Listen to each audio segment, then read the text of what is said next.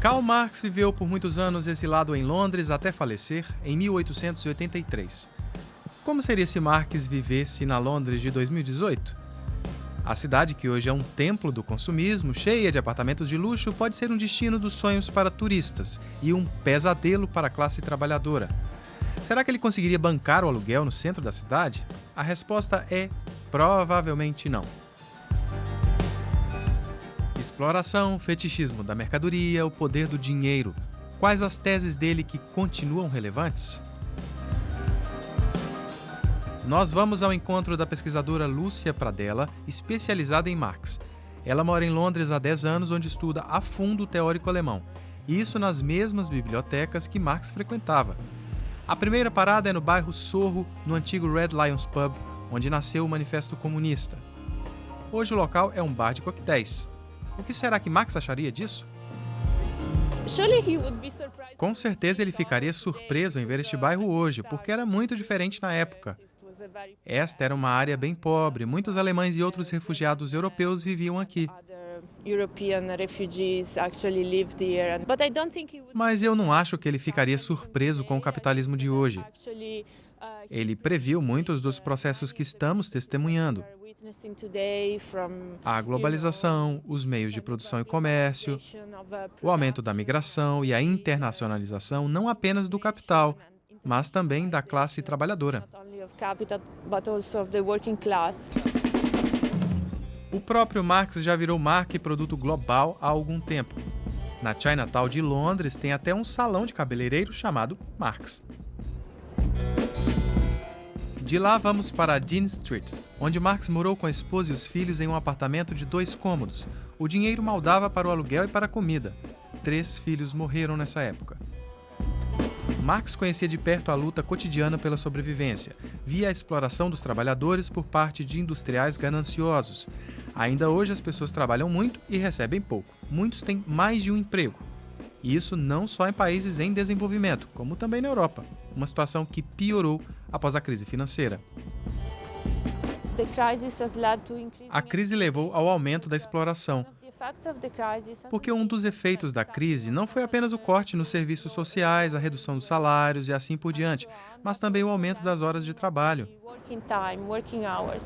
O número de pessoas que trabalham mais de 48 horas por semana aumentou alguns milhões após a crise. Quando falamos em exploração, temos que falar também das condições de trabalho na China e Bangladesh. Sim, se olharmos para a situação dos trabalhadores da Foxconn na China, que protestaram contra as condições desumanas nas fábricas, isso expõe as relações que existem por trás da produção de commodities. Mas se formos a uma loja da Apple aqui, provavelmente também veremos funcionários mal remunerados, sobrecarregados. A consciência pode realmente unir pessoas de diferentes partes do mundo. Eu não acho que seja algo que diga respeito apenas aos países subdesenvolvidos ou em desenvolvimento. É uma situação globalizada que Marx, na verdade, já previa.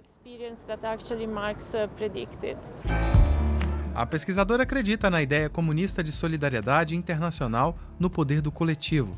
Mas será que estamos realmente dispostos a consumir menos em prol do próximo? Vamos ao encontro de Nina Power, renomada teórica social e filósofa que estuda o marxismo e a causa feminista. O que Marx teria dito sobre a disparidade salarial e a desigualdade entre homens e mulheres? Por que os homens ganham mais do que as mulheres estando na mesma função? O patriarcado e o capitalismo combinam muito, eles se amam.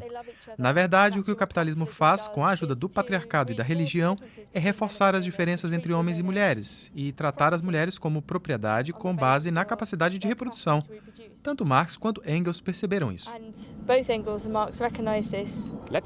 Se pensarmos em um mundo futuro onde a inteligência artificial faça alguns trabalhos para nós, será que assim não deixaria de existir uma classe trabalhadora?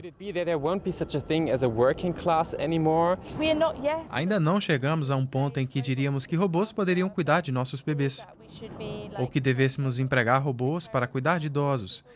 Esse tipo de coisa tem sido testada em algumas partes do mundo, como no Japão, por exemplo. Robôs podem ser uma distração, mas não substituem o contato humano.